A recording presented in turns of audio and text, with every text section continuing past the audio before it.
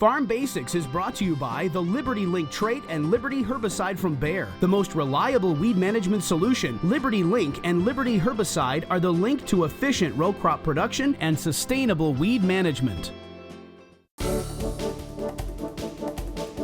During our Farm Basics time today, we wanted to discuss banding versus broadcasting, because if you're a non-farmer, you might say, what is this? I don't know what these farmers are doing, because I see different types of machines out there for fertilizer application. Why? Well, if you're fertilizing your lawn, you need fertilizer everywhere because there's a plant on every square inch of your yard. Hopefully. So you're going to, yeah, there better be at least. So you're going to broadcast the fertilizer. That means spreading it everywhere. So like on this particular field, you can certainly broadcast the fertilizer everywhere so there's an even layer of fertilizer across the whole field. And that's the way fertility always used to be done. However, many farmers are going to banding fertilizer, where if they're going to plant a crop, say every 30 inches, like our corn and our soybeans on our farm is planted every 30 inches. Well, why put fertilizer out in the middle? Why not put it right underneath where you're going to put that seed? There are a lot of advantages to that in terms of the crop is going to do a better job being more efficient taking that fertilizer in, and you may be able to get by using less fertilizer per acre if you're banding it. And the main reason why is because the roots are going to be growing down, hopefully. If you have your water table down, the roots should be growing down, and when that happens, they can go right to that fertilizer band. And the way that roots work in soil, they don't just sense and know, hey, there's a bunch of fertilizer over there, I'm going to go send a bunch of roots over to get it. No.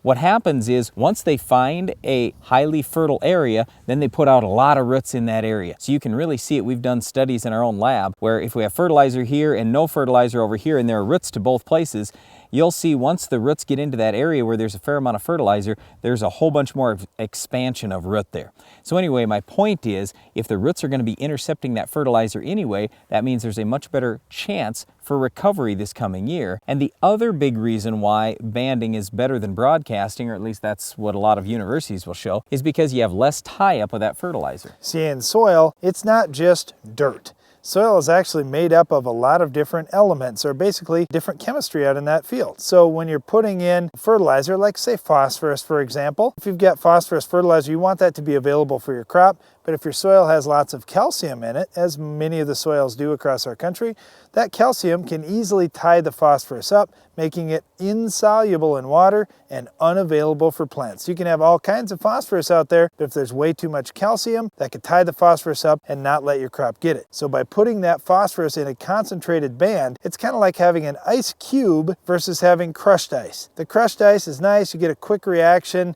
it cools down your beverage, but it doesn't last very long. That ice cube is going to last much longer. It's just like your fertility band. If you concentrate that fertilizer, it'll last much longer, hold up much longer against the tie-up in your soil. Yeah, but that's especially important for nutrients that have a tendency to get tied up and for immobile nutrients in soil. Whereas mobile nutrients and nutrients that don't get tied up much, like nitrogen and sulfur, those could be broadcast, and you're not going to gain a lot of efficiency if you go to a band there. So with different fertilizer products, farmers will use different methods of application. One other thing you mentioned there, Brian, with phosphorus, it's very immobile in soils, but by deep banding it, farmers will actually place it about 8 or 10 inches below the seed. They can do that either in the fall or a spring application. They've moved that phosphorus way down deep in the soil and protected it from loss due to erosion. If farmers broadcast phosphorus fertilizer, it may only move down in the soil a 1/4 inch a year. So if you're dropping it down 10 inches in the ground where your roots are going to need it, or if you're leaving it on top of the ground, you've basically sped up nature about 40 years. So for farmers that